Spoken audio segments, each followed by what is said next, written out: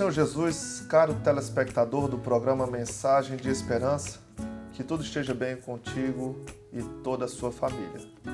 Louvamos a Deus pela Escola Bíblica Dominical, em nossa Igreja Evangélica Assembleia de Deus em Campina Grande, que tem sido fonte constante de bênçãos. Agradecemos ao pastor presidente Daniel Nunes e à direção do programa Mensagem de Esperança, a pessoa da irmã Karen, e os colaboradores que abençoam também a nossa Escola Bíblica Dominical. A igreja vem sendo desafiada em sua ética e virtudes cristãs. Leis são propostas ordinariamente na finalidade de fazer com que a igreja venha a definhar. Para esse sistema mundano, a ética cristã é tolerada até o nível que não incomode o status quo de uma sociedade que se considera humanista e progressiva.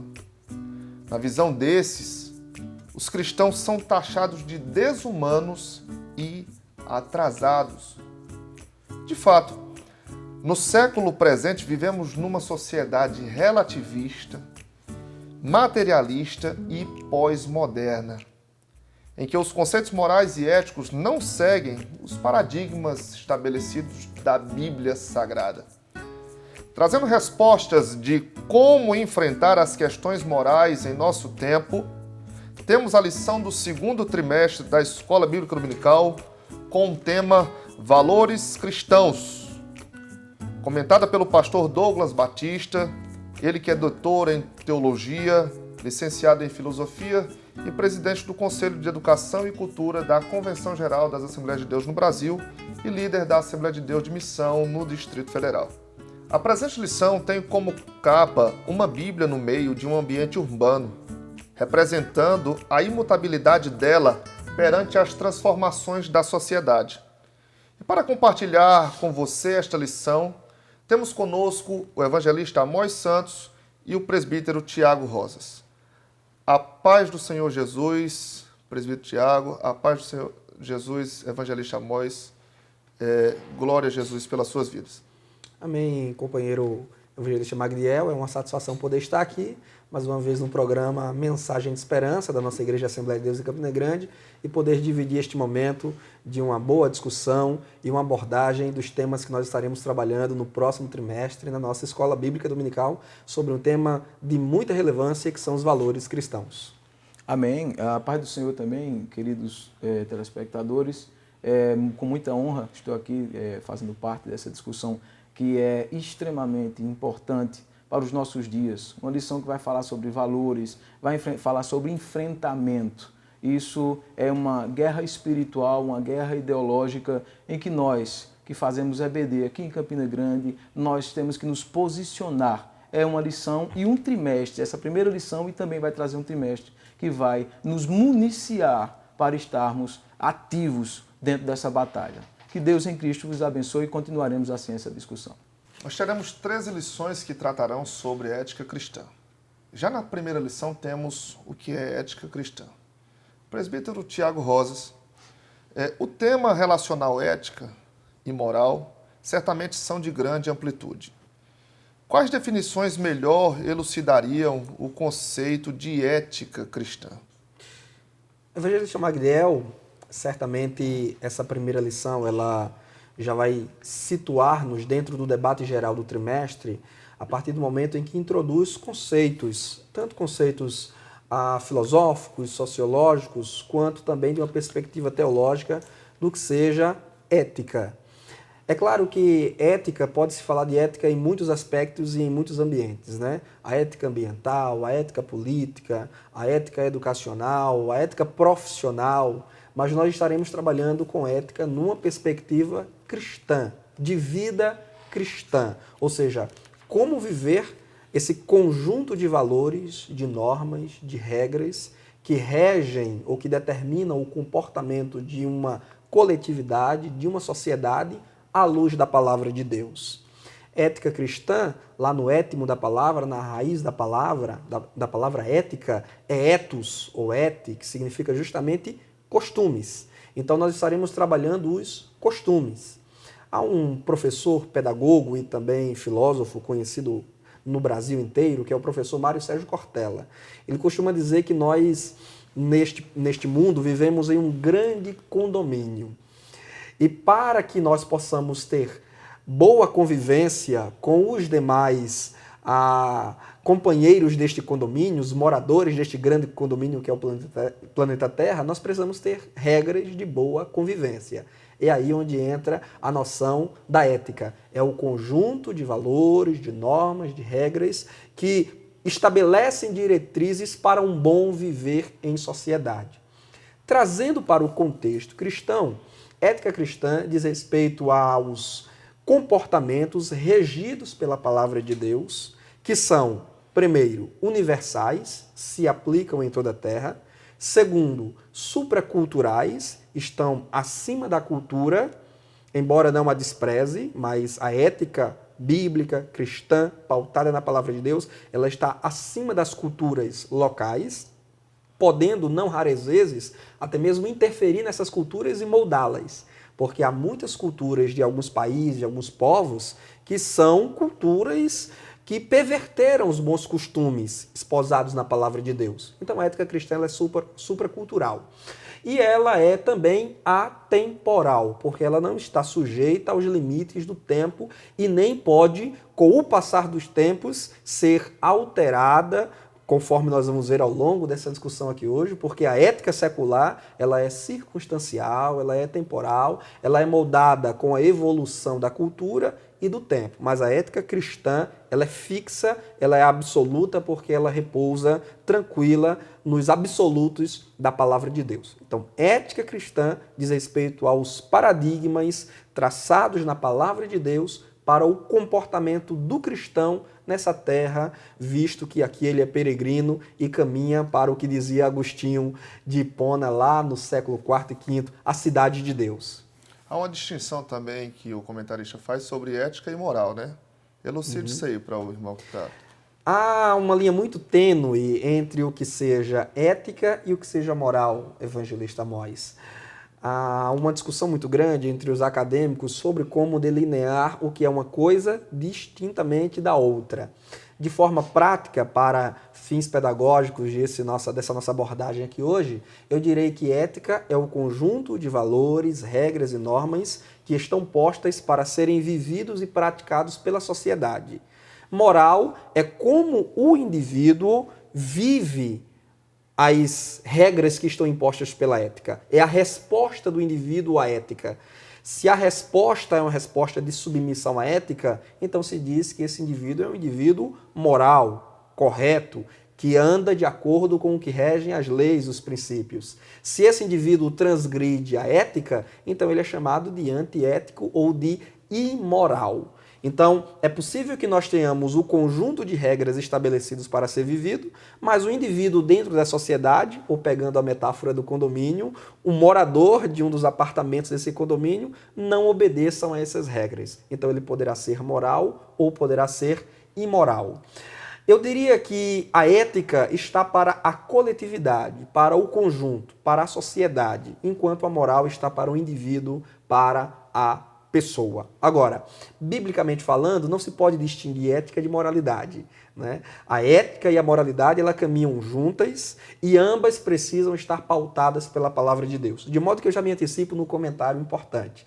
Não existe no meio cristão essa coisa de dizer, não, no meu trabalho eu sou uma coisa, mas em casa eu sou outra pessoa. Não, a minha religião é uma, mas o meu trabalho é outra coisa totalmente diferente. Como que se pudesse viver um dualismo, né? E não pode. O binômio ética e moralidade, na perspectiva cristã, ela deve ser um coro uníssono, deve estar em um mesmo tom. E acrescentando ao que o presbítero Tiago Rosas falou, um grande infrator ou um conceito nocivo seria a relativização, porque esse conceito ele traz a perversão da questão de você trabalhar a moralidade ou trabalhar só a ética ou trabalhar um separado do outro. Então, dentro dessa perspectiva, o presbítero Tiago Rosas falou, temos que tomar cuidado e as lições que virão subsequentes nos ajudarão a entender melhor isso, trabalhando com 3 aspectos, o materialismo, o relativismo e nós trabalhamos também o individualismo como conceitos conceitos nocivos que eles adentram nesse meio e acabam prejudicando o entendimento. Mas essas lições nos ajudarão a nos fortalecer para não deixarmos isso acontecer. E é importante ainda dizer, evangelista Magdiel, antes que a gente avance para o próximo ponto, que nós vivemos nesse contexto secular de relativismos, né? Os absolutos, aliás, a única verdade absoluta, já dizia o pastor Cláudio Honor de Andrade em seu livro As Novas Fronteiras da Ética, publicado pela CPAD, ele dizia que o único absoluto no mundo hoje é o absoluto de que nada é absoluto. Tudo é relativo. Então a igreja está no meio desse ambiente de costumes relativos, de valores relativos, de que o que é certo para você pode não ser certo para mim, o que é errado para mim pode ser certo para você, e assim a gente pode conviver tranquilamente. Esse trimestre, os que estiverem frequentando, os alunos e também professores que frequentarem regularmente a Escola Bíblica Dominical, que adquirirem a sua lição e lerem-na semanalmente, estarão munidos de argumentos bíblicos, e não só bíblicos, mas até também argumentos filosóficos e sociológicos para posicionarem-se diante desse contexto de muitas vozes e como defender os valores autênticos da palavra de Deus que não podem ser limitados pelo tempo e pela cultura secular. É importante adequar isso. A ética cristã e a ética comum, que são distintas, até porque no mundo relativista não há fundamentação sobre o que rege de fato, a moral e a ética da sociedade. Mas nós, como cristãos, nós temos como regra fundamental a inerrante palavra de Deus, a Bíblia Sagrada. Então, ela é que vai fundamentar a nossa ética. Ela é que vai fundamentar a nossa ética. Já em consonância a isso, nós vemos que a lição nos apresenta seções que norteiam o senso ético de todo cristão. Evangelista Amós, comente essas seções que estão destacadas na nossa lição.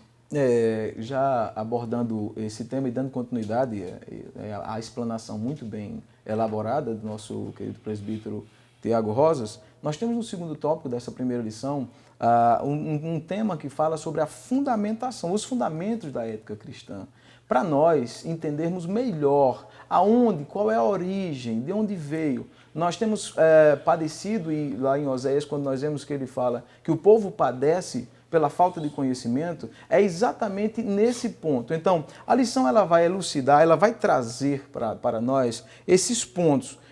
O autor, o nosso pastor Douglas Batista, ele toca no ponto, ele diz que esse tópico ele vai falar sobre esses padrões, é assim que ele coloca, que norteiam a ética cristã. E não vem de hoje. É diferente do que se pensa, isso aconteceu no Novo Testamento com Jesus Cristo. E isso não aconteceu nesse momento. Nós tivemos anteriormente o Decálogo. O autor ele vai discorrer sobre o Decálogo e ele fala que os 10 mandamentos eles já falavam da lei moral de Deus. Como foi explanado pelo presbítero Tiago Rosas, não é possível separar a ética da moralidade, porque elas se complementam. E a ética cristã, ela fala sobre isso, dizendo que a ética é o conjunto de fundamentos, o conjunto de padrões que a moral, ela desemboca ou ela arraiga na moral, nessa conduta do nosso querido cristão. Então, nós temos o subtópico falando sobre o Decálogo e vai falar sobre os 10 mandamentos.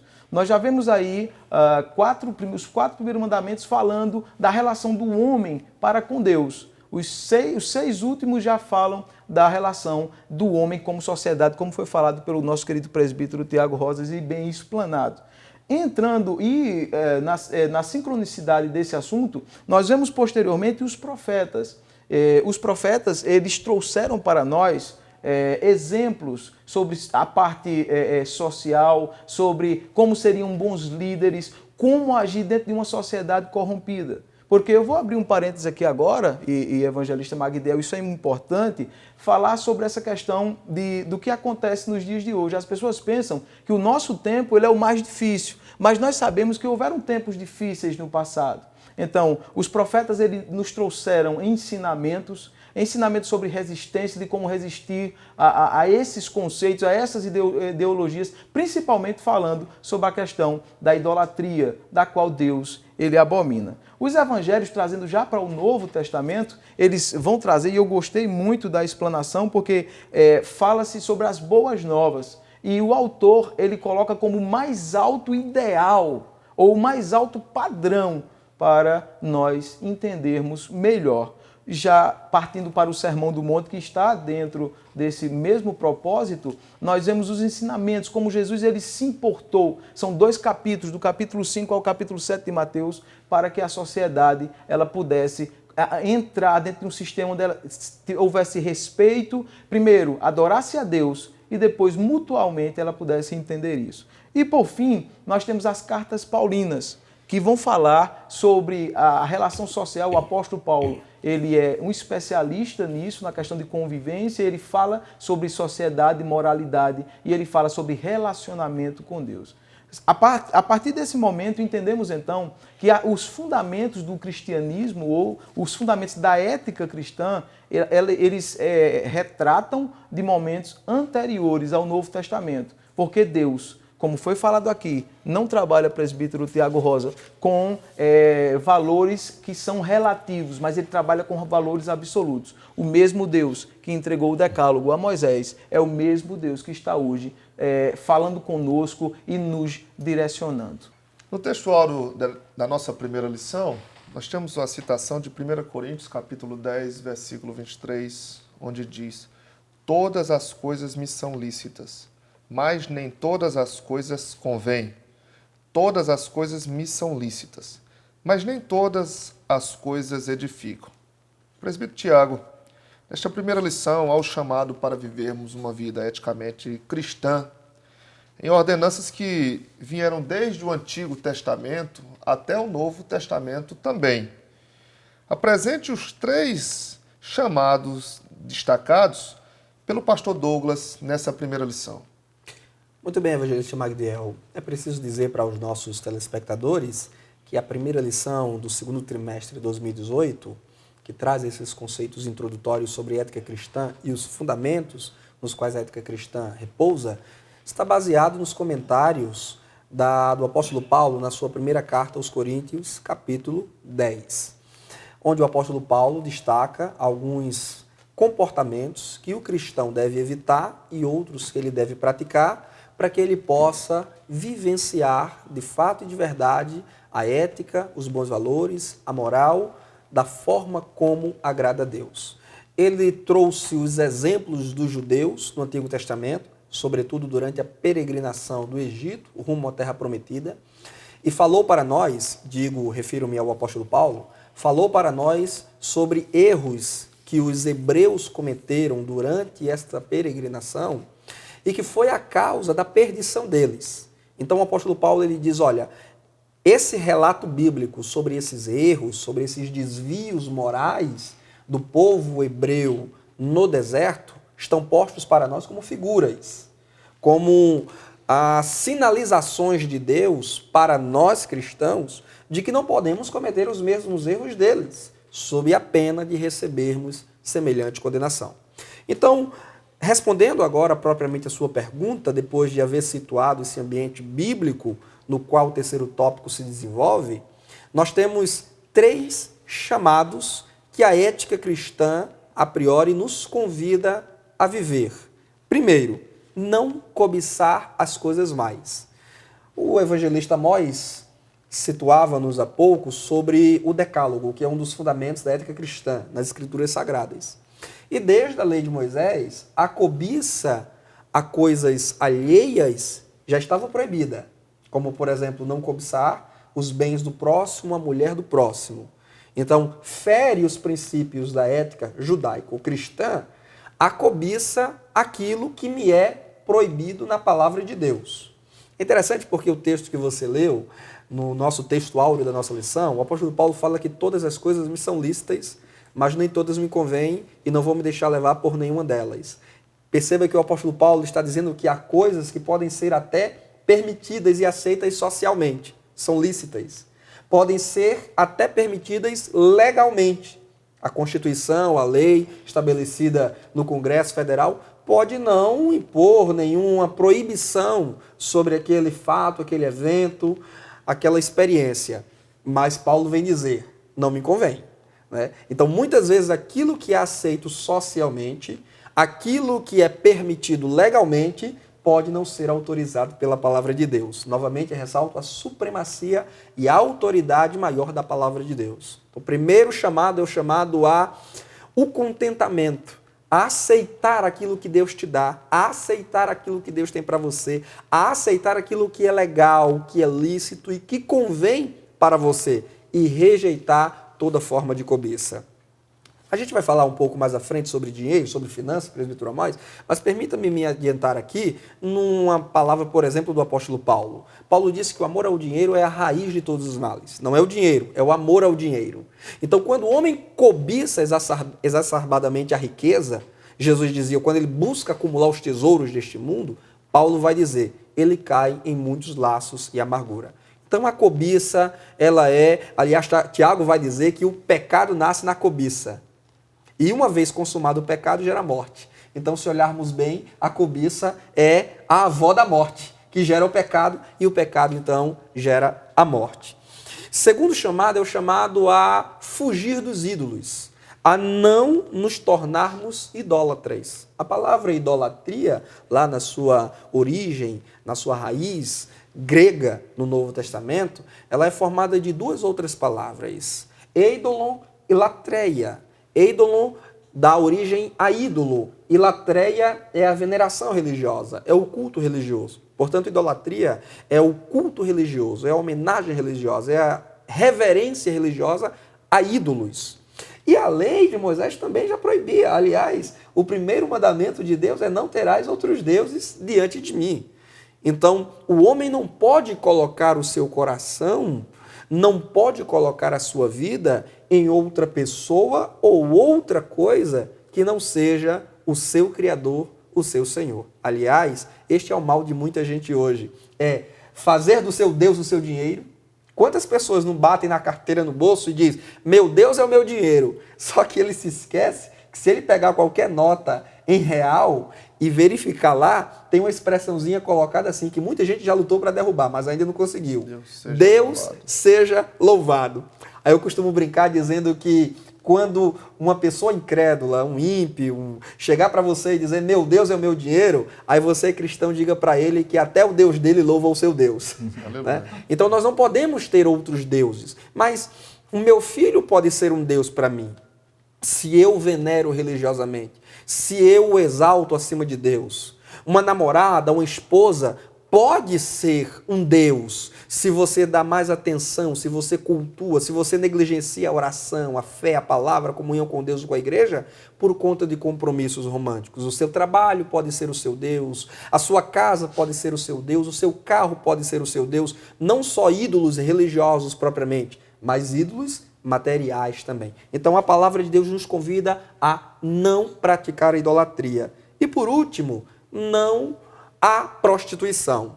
Prostituição aqui não é apenas a prostituição profissional, a prostituição paga, né? A meretriz, a garota de programa, o garoto de programa que vende o seu corpo para satisfazer o prazer de alguém e recebe uma recompensa, uma barganha por isso. Prostituição nos termos bíblicos não é apenas a prostituição profissional paga, é qualquer forma de prática sexual ilícita, não autorizada na palavra de Deus. É o sexo entre dois namorados, é o sexo entre dois noivos, é a prática sexual envolvendo o homem casado com uma mulher solteira, ou com uma mulher casada que não é a sua esposa legítima. O autor da carta aos Hebreus diz que venerado seja o matrimônio, o leito conjugal, o prazer sexual desfrutado legitimamente entre um homem e uma mulher casados, reconhecidamente casados diante dos homens e de Deus. Então, toda forma de prostituição, aliás, na Bíblia Sagrada, um dos pecados mais destacados e mais condenados no Antigo Testamento e no Novo é a prática sexual ilícita, é a prostituição. Então, a ética cristã vai nortear o nosso comportamento em todas as áreas de nossa vida. Glória a Deus. Nessa primeira lição, nós temos o conceito de ética cristã, os fundamentos que foram tratados e agora os chamados para vivermos uma vida eticamente cristã. Na verdade, O Senhor nos chama como sal da terra e luz do mundo. Devemos, na verdade, salgar de forma a temperar esse mundo e iluminar para irradiar o brilho de Cristo. E a Bíblia é a única fonte para nos conduzir a vivermos a esse modo de ética cristã. Neste trimestre, já deu para perceber que o assunto é bem atual. Convidamos você, telespectador, para que possa ser abençoados pelas lições que estarão tratando de temas que com certeza você estará sendo cativado por elas e será aperfeiçoado. Evangelista Amós, questões como direitos humanos e ideologia de gênero serão tratadas nas nossas lições. E nunca foram tão pautadas como na contemporaneidade que nós estamos vivendo. De modo sorrateiro mesmo, minam tais assuntos, inclusive para as nossas crianças e adolescentes. E a igreja, ela deve se esquivar desses assuntos ou deve contra-argumentar?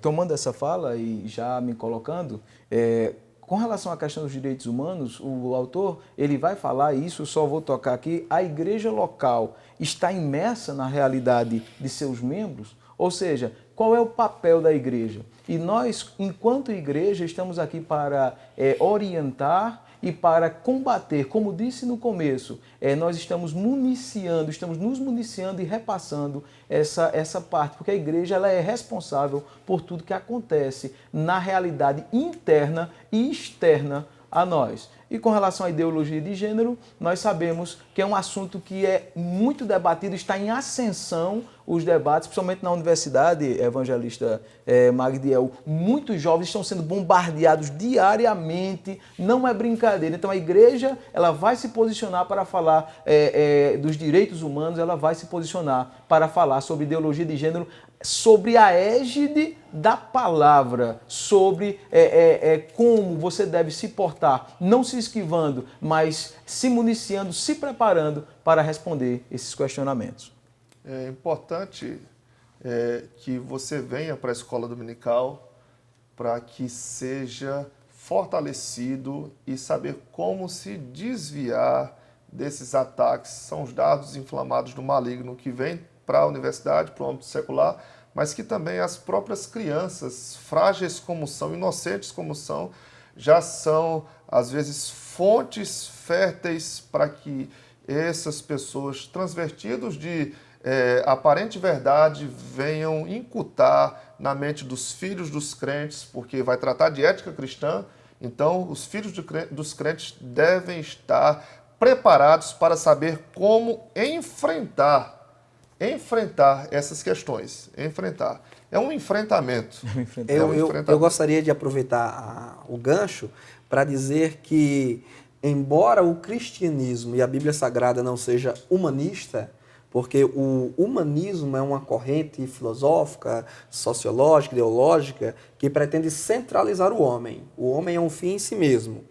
Então o evangelho não é, e a ética cristã não preza por ser humanista. Ela não reivindica ser humanista, mas ela sim reivindica a humanidade e a humanização, o trato humano do ser humano, o que é até redundante, né? Mas o evangelho objetiva o trato humano do ser humano, o trato respeitoso à vida, ao homem, à mulher. E é preciso deixar claro aqui que ninguém mais do que Jesus tratou tão bem as mulheres. Jesus deu dignidade às mulheres num contexto em que a sociedade as oprimia e as lançava em um lugar de reclusão, em um lugar, subalterno, em um lugar de periferia. Jesus Cristo coloca as mulheres, aliás, ao pé da cruz, quando ele morre, os 12 apóstolos não estão lá. Parece-me que apenas João está, mas as muitas mulheres que o acompanharam em seu ministério lá estavam. As primeiras testemunhas de Cristo ressurreto foram mulheres.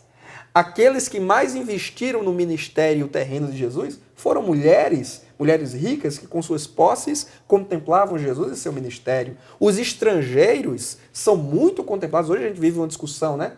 Sobre o trato com os que estão fugindo de países, de regimes, de governos ditatoriais, opressores, né? Como tratar essas pessoas que vêm da África? Como tratar essas pessoas que fogem das guerras do Oriente Médio?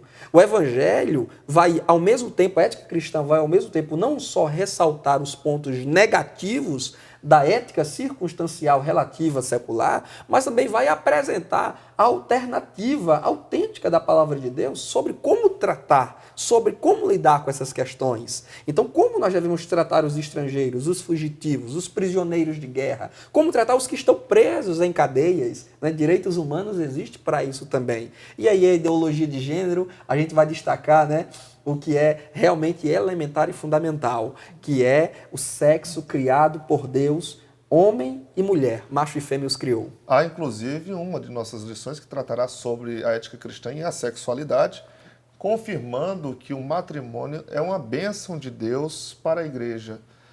Louvamos a Deus por isso. A palavra diz em João 10:10, presbítero Tiago, o ladrão não vem senão a roubar, a matar e a destruir. Eu vim para que tenham vida e a tenham com abundância. Discussões inerentes ao fim da vida têm permeado os temas atuais também da sociedade, por vezes justificada como que se fossem alusivos até à saúde, puramente até. Neste trimestre, nós temos 3 lições que tratarão sobre o fim da vida, só que de forma que a gente não aprecia, que é fim da vida pelo aborto, o fim da vida pela pena de morte e eutanásia, e a outra lição vai tratar sobre o suicídio. Nós teremos esclarecimentos, é uma pergunta que o caro telespectador quer uma resposta. Nós teremos esclarecimentos sobre a prevenção dessas ações diabólicas nessas lições? Olhe, certamente o maior promotor da cultura de morte é o adversário de nossas almas. É aquele que, como dizia Jesus no Evangelho de João, capítulo 8, ele é homicida desde o princípio. Quando o primeiro homicídio de que se tem registro aconteceu com Caim, que matou o seu próprio irmão Abel, lá estava Satanás induzindo Caim a praticar aquele ato. Então a cultura de morte é uma cultura antibíblica. A cultura de morte é uma cultura que vai de encontro à ética cristã, praticada das mais diversas formas, como estaremos trabalhando esse trimestre na Escola Dominical. E, portanto, esse trimestre será um trimestre, evangelista Moisés, enriquecedor, não só em Bíblia, mas em cultura também.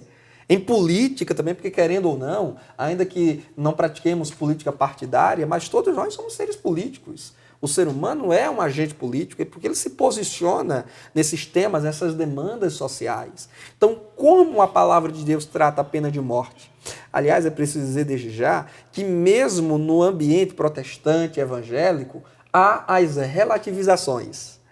Nós vamos encontrar no meio evangélico ou no meio cristão, inclusive trazendo aqui os católicos para dentro desse grupo, nós vamos encontrar quem é favorável à aplicação da pena de morte e quem é contrário à pena de morte.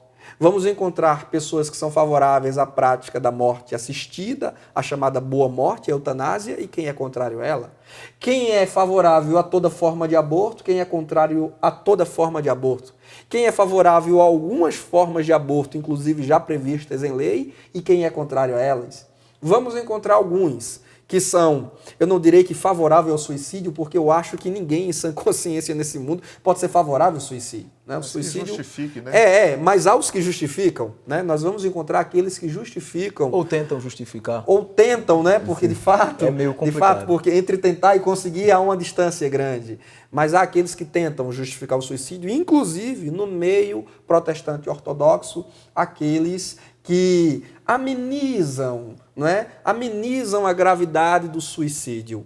Então nós vamos estar vendo isso esse trimestre. É claro que nesse nosso primeiro encontro, e o telespectador há de entender, ou mesmo quem estiver nos acompanhando pelas mídias sociais, há de nos entender que nós não estamos aqui, né, para destrinchar cada um desses pontos. Mas eu apenas adianto que se o ladrão vem para roubar, matar e destruir, Jesus Cristo veio para reverter esse quadro, essa situação. Ele disse, eu vim para que todos tenham vida e vida com abundância. Então, a ética cristã propõe a ressaltar, destacar, enfatizar a vida, a vida. Aliás, Jesus Cristo mesmo, como eu dizia há pouco, ele se humanizou. Não é humanista, mas ele se humanizou. Ele tomou forma de homem e habitou entre nós. Experienciou tudo o que nós vivemos, os sofrimentos e as dores que nós padecemos. Então, Cristo é o nosso grande referencial. Cristo protegeu crianças, Cristo protegeu mulheres, Cristo protegeu homens adultos, até mesmo Judas que o traiu, poderia ter se arrependido antes da traição e vivido, ao invés de desbocar para o suicídio. Então a igreja, num contexto onde a cultura de morte se dissemina, a igreja precisa erguer a sua voz a favor da vida das mulheres, a favor da vida dos adolescentes, a favor da vida dos jovens, muitos deles mortos em meio a esse ambiente de violência que nós vivemos, e a favor da vida das nossas crianças, inclusive aquelas que ainda não nasceram, que estão na barriga de suas mães grávidas. E nesse gancho aqui, nós temos uma lição que vai tratar sobre doação de órgãos, alusivo também à expansão da vida para pessoas que certamente estão agora com a expectativa de receberem um órgão. Evangelista Amós, em meados de 2015, a revista Exame, ela publicou em uma de suas capas o seguinte manchete: prepare-se, a crise vai ser longa. Crise econômica tão cruel que ainda nós estamos suportando. Sabendo que o nosso Deus, ele é supridor e ele quer a bênção para o seu povo, em todos os âmbitos e todas as esferas, certamente, haverá ensino neste trimestre que oriente o povo de Deus a triunfar em épocas tão difíceis? Certamente que teremos lições que vão falar sobre a questão econômica, o planejamento. A palavra é planejamento, porque o nosso Deus, ele é sim supridor, evangelista Magdiel, mas nós temos que fazer a nossa parte, porque os recursos eles estão minimizados com a questão do capitalismo exacerbado e as pessoas consumindo loucamente, sem se preocupar com o amanhã. Planejamento ele fica em segundo plano. E não só o planejamento financeiro individual, digo assim, para cada um, mas as lições também vão nos ensinar a fazer o planejamento familiar, do qual hoje a sociedade, há países que forçam esse planejamento. Nós temos países que pregam a questão dos casais não poderem, tem sanções, tem penalidades que fazem com que as pessoas não possam ter filhos. Em contrapartida, aqui no Brasil nós não temos esse veto, mas é necessário que o cristão, sobre a égide da palavra, como já falei, ele possa se planejar, ter uma paternidade e uma maternidade planejada. Não, aqui eu entro num tema anterior com sistemas ou com conceitos sobre aborto ou meios abortivos, mas fazendo de acordo com o que a palavra manda para não ferir os mandamentos que nós temos, a ética cristã e a moral cristã dentro da palavra de Deus. As sábias palavras de Agur, em Provérbios 30, verso 8, nos diz: não me deis nem a pobreza, nem a riqueza. Mantém-me do pão da minha porção acostumada. Serve para nosso direcionamento. Há um complemento. Presbítero Tiago, nós estamos caminhando para a parte final já do nosso direcionamento, mas ainda há uma lição específica que vai tratar sobre um assunto que tem tido no nosso meio social muita dificuldade, que há uma crise política no nosso país muito grande. E a ética cristã ela deve sempre impulsionar o crente para que faça a diferença. Para que faça a diferença. Numa conjuntura em que a sociedade está exausta das incoerências gritantes dos agentes políticos versus os seus discursos, haja feito os escândalos políticos nunca tiveram proporções tão exacerbadas. E como é que a igreja pode pleitear como eleitor e como sendo eleito também? Ser participante dos quadros políticos ao ponto de contribuir para a melhoria de nossa sociedade. Você falou 3 palavras interessantes, evangelista Magdiel. Você falou em exaustão, que é o quadro, de fato, psicológico, o ânimo, o espírito, especialmente vamos falar aqui do nosso contexto brasileiro, como a sociedade brasileira se encontra em face desses desmandos políticos, dessa corrupção, desse câncer generalizado nos poderes que legislam e que governam a nossa nação brasileira. O povo realmente está exausto, está desesperançoso. E eu diria que, a despeito de a igreja não ser pessimista, não entregar os pontos e nem encostar as armas e dizer, não, agora as coisas vão de mal a pior, deixa esse carro sem freio descer a ladeira. Não, a igreja não pode ter essa postura também, né? O fato de Jesus ter dito que por se multiplicar a iniquidade e o amor de muitos esfriar, isso não quer dizer que a igreja deve olhar para essa multiplicação da iniquidade e para esse esfriamento generalizado do amor com a indiferença. Apatia. A gente não pode ficar, como dizia o Joaquim Osório Duque Estrada, na letra do hino nacional brasileiro, deitado eternamente em berço esplêndido ao som do mar e à luz do céu profundo. Você diz, citando o texto de Mateus, que nós somos sal da terra e luz do mundo. E Jesus disse que o sal, quando perde o sabor, nada mais presta. E a luz não pode ser colocada debaixo da mesa, porque o propósito da luz é iluminar. Então, o sal só tem utilidade fora do saleiro, dentro da panela, misturado com a carne, com o alimento que ele pretende salgar e preservar, dar o sabor. E a luz só tem utilidade se estiver exposta para iluminar o ambiente. As outras 2 palavras que você usou e eu dou destaque são eleitor e eleito, né? Como a igreja deve lidar com a questão política será um assunto tratado muito bem, e certamente nós voltaremos aqui depois, não é, mas em outros momentos que o programa Mensagem de Esperança vai nos abrir a oportunidade e as portas para falar melhor sobre esses temas específicos. Mas eu já adianto que política em si não é uma invenção do diabo. Política não é coisa do demônio. Aliás, política nasce no Gênesis. Política nasce lá no Éden, quando Deus disse ao homem crescer e multiplicai. E crescer e multiplicar ali não apenas, né, pegando o gancho da sua palavra agora do planejamento familiar, não é só crescer e multiplicar no sentido familiar, mas crescer e multiplicar em ciência, em tecnologia, é o mandato cultural. Quando Deus diz ao homem, governe sobre os animais e a terra, domine sobre ela, isso Deus está mandando fazer política, mandando gerenciar, mandando governar, mandando liderar e dirigir. Então o ser humano ele é um ser político. A igreja não pode demonizar a política. Aliás, talvez nem precisa, né? A igreja, diante do quadro que nós vivemos, a igreja não precisa se dar o trabalho de demonizar a política porque ela já está demonizada. O que a igreja tem que fazer é estender as mãos e mandar os demônios sair de lá de dentro. E não fazer politicagem. Demônio da corrupção, demônio da mentira, demônio da trambicagem, demônio da politicagem. Eu creio ainda, Magdiel, que a despeito de todas as dificuldades e desesperanças que nós vivemos, e a igreja não pode trocar a sua missão querigmática, a sua missão de proclamar Cristo e dar glória a Deus por discurso político. A igreja não pode. Se ela faz isso, ela está errada. A igreja não pode substituir sua missão.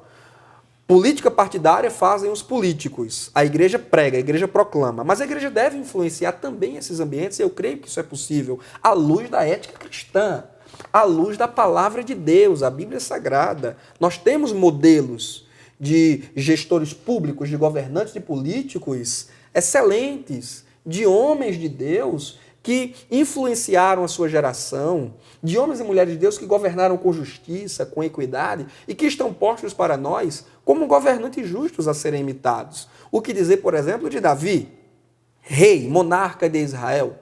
O que dizer de Neemias, governador lá de Judá, no momento do pós-exílio, na reconstrução de Jerusalém? O que dizer de Daniel?